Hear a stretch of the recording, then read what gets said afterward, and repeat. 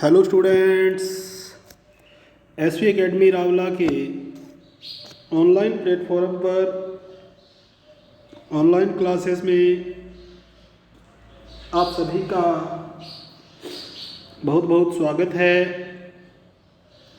जैसा कि हम पढ़ रहे थे कक्षा 12 की अनिवार्य हिंदी पुस्तक सृजन का लेसन नंबर 11 बाजार दर्शन, जिसके राइटर हैं जैनेंद्र कुमार।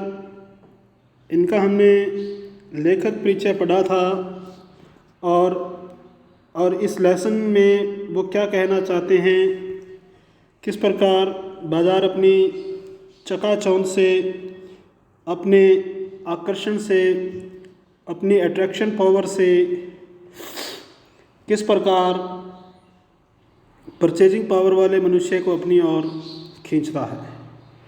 और साथ ही साथ लेखक ने यह भी कहा है कि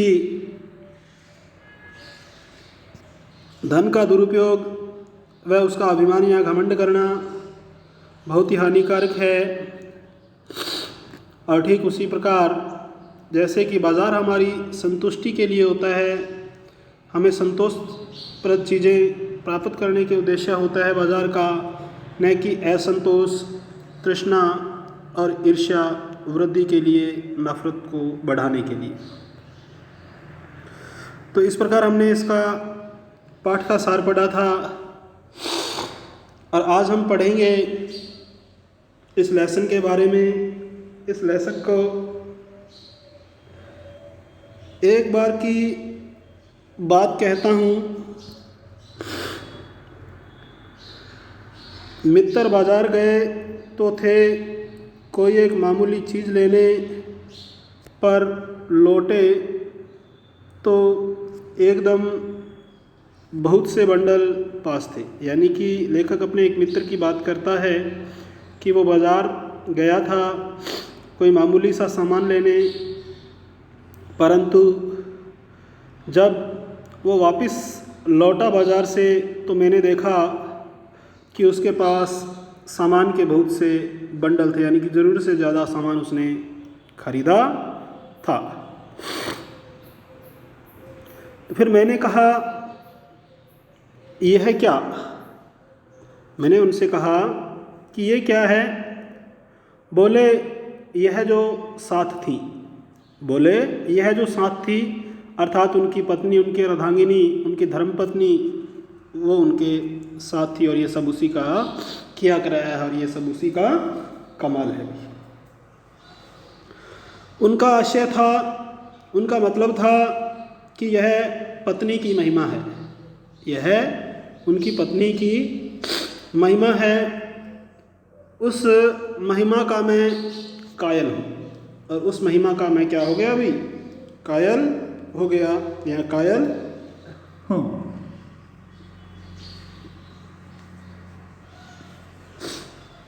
आदिकाल से, यानी कि पुराने समय से ही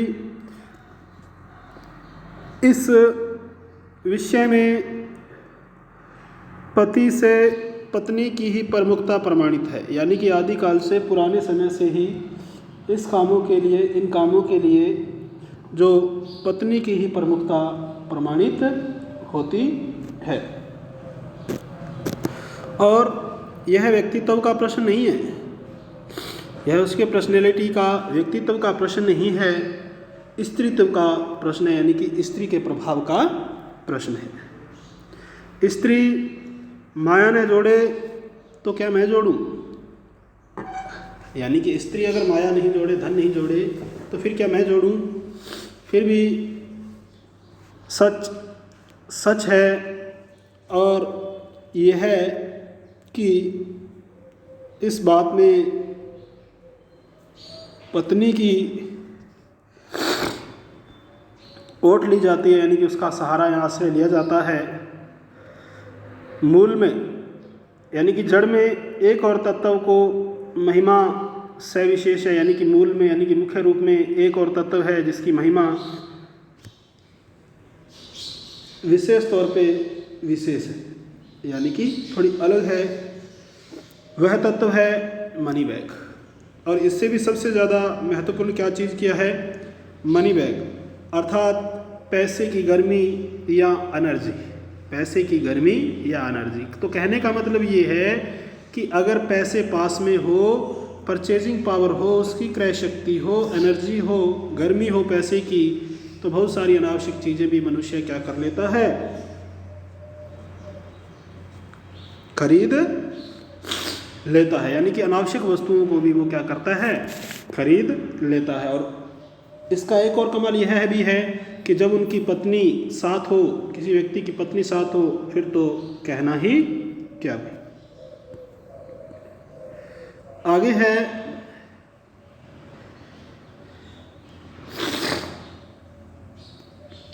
पैसा पावर है, यानी कि पैसा शक्ति है, पर उसके सबूत में आसपास माल टाल न जमा हो तो क्या खाक पावर है। यानी कि कहने का आशय क्या है कि पैसा क्या है, पावर है, पर उसके सबूत में, यानी कि पैसा पावर तभी है जब उसके सबूत के तौर पे, साक्ष्य के तौर पे अपने पास क्या हो, इर्द गिर्द माल टाल न हो, यानी कि कोई ऐशो आराम की चीज़ें या अनावश्यक वस्तुएं न हो, तो वह क्या खाक पावर है, तो वह पावर नहीं। पैसे को देखने के लिए बैंक हिसाब देखिए, पर पाल असबाब मकान कोठी तो अनदेखे भी दिखते हैं, बिना देखे भी ये चीज़ें दिखती हैं कि वास्तव में आदमी कैसा है, धनाढ़। यानी कि किसी का मकान वगैरह, उसका रहन सहन वगैरह देख के, उसके घर को देख के अंदाज़ा लगाया जा सकता है कि उस व्यक्ति की कंडीशन कैसी है।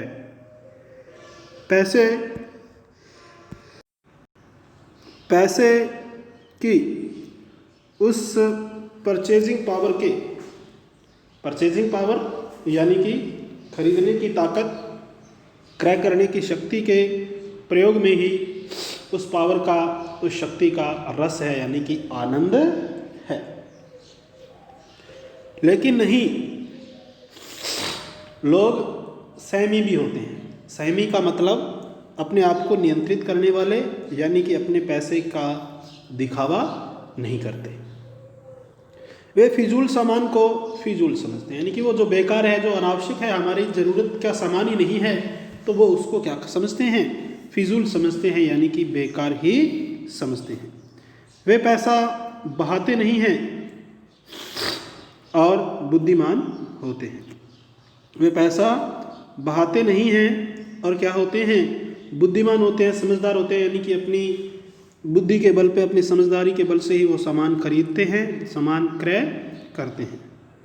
बुद्धि और संयम पूर्वक वह पैसे को जोड़ते जाते हैं, यानी कि अपनी बुद्धि के बल पे और अपने संयम के बल पे वो पैसे को जोड़ते जाते हैं।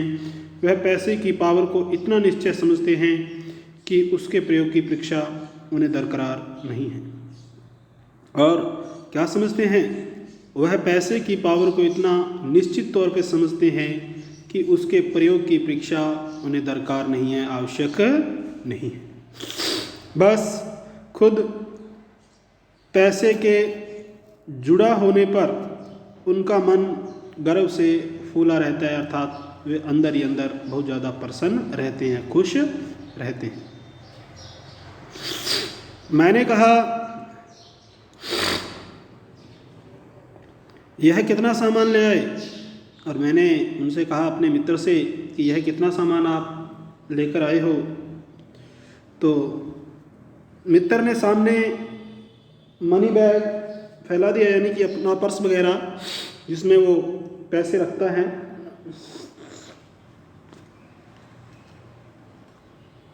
यह देखिए सब उड़ गया, अब जो रेल टिकट के लिए बचा, बस अब उतने ही पैसे बचे हैं कि रेल की टिकट, ट्रेन की टिकट खरीदी जाए और अपने गंतव्य स्थान यानी कि अपने घर तक पहुंचा जाए।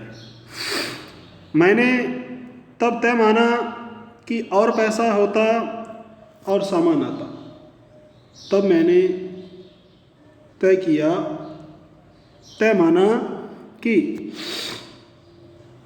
पैसा और होता तो सामान भी और आता। यानी कि जब मैंने उनके मनी बैग को देखा, उनके वॉलेट को, उनके पॉकेट को, उनके बटुए को देखा, तो मुझे अंदाज़ा हो गया कि अगर उनके पास पैसा और होता तो सामान भी और आता, यानी कि और भी सामान खरीदा जाता। वह सामान की ज़रूरत की तरफ देखकर नहीं आया, वह सामान की ज़रूरत की तरफ देखकर नहीं आया, अपनी परचेजिंग पावर के अनुपात में आया है। अपनी परचेजिंग पावर यानी कि जो क्रय करने की शक्ति है उसके अनुपात में आया है। लेकिन ठहरिए, इस सिलसिले में एक और भी महत्व का तत्व है, यानी कि एक और भी महत्व का बिंदु है जिसे नहीं भूलना चाहिए। उसका भी इस कर्तव्य में बहुत कुछ हाथ है, यानी कि अकेली परचेजिंग पावर ही नहीं, इसमें बाज़ार का भी बहुत बड़ा हाथ होता है। और वह महत्व है किसका? बाज़ार का। यानी कि बाज़ार भी इन सब चीज़ों को क्या करता है?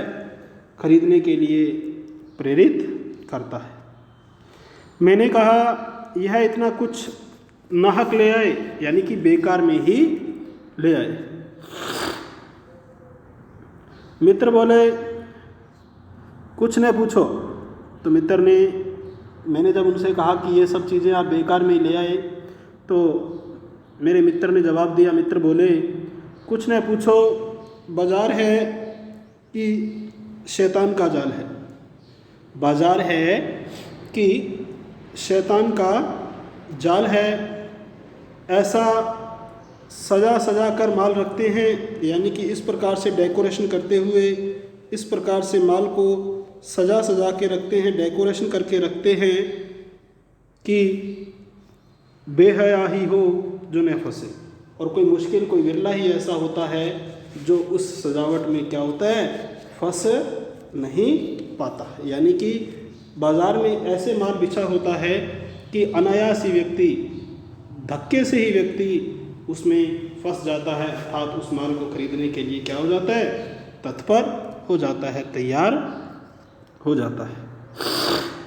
मैंने मन में कहा ठीक, बाज़ार आमंत्रित करता है कि आओ मुझे लूटो और लूटो।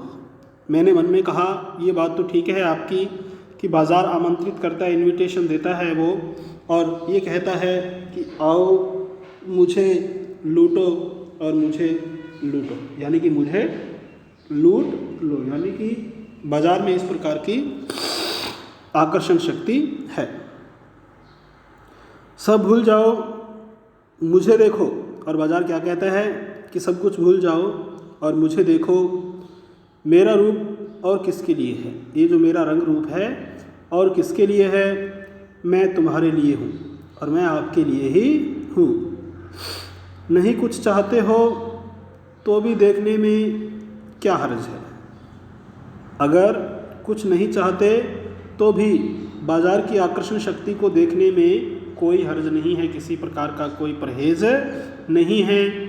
अजी आओ भी, इस आमंत्रण में यह खूबी है कि आग्रह नहीं है। आग्रह तिरस्कार जगाता है, लेकिन ऊंचे बाज़ार का आमंत्रण जो हाई लेवल के, उच्च क्वालिटी के बाज़ार होते हैं, उनका जो आमंत्रण होता है, निमंत्रण होता है, जो उनका बुलावा होता है, जो उनका आकर्षण होता है, वो मूक होता है। वो कैसा होता है? मूक होता है।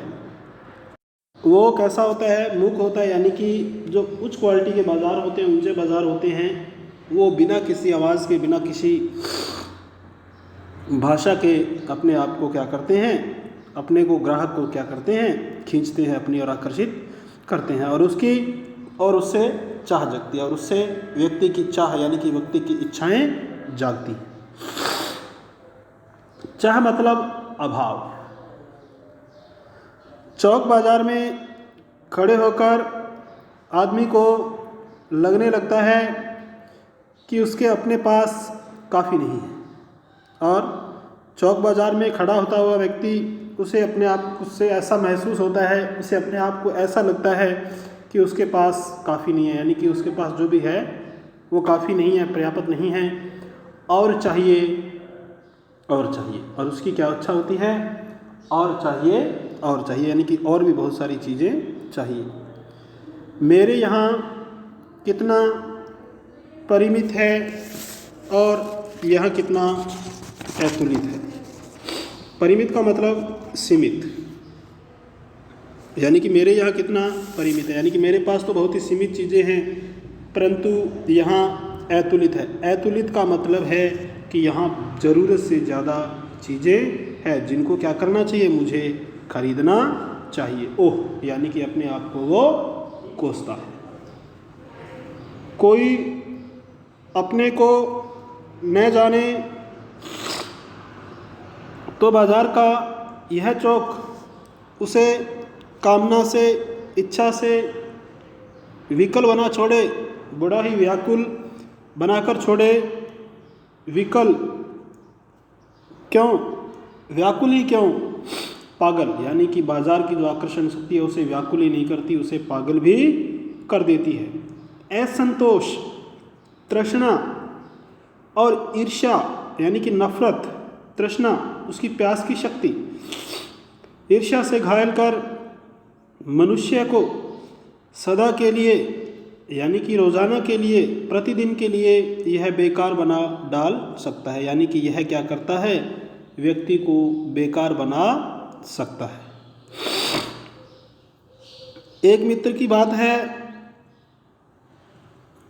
यह दोपहर के पहले के गए बाजार से कहीं शाम को वापस आए तो खाली हाथ। यानी कि एक मित्र की और बात बताता है कि वो भी मित्र मेरा था, वो दोपहर के पहले ही बाज़ार गए और शाम को वापस लौटे और आए तो बिल्कुल खाली हाथ, यानी कि उन्होंने कोई भी चीज़ नहीं खरीदी।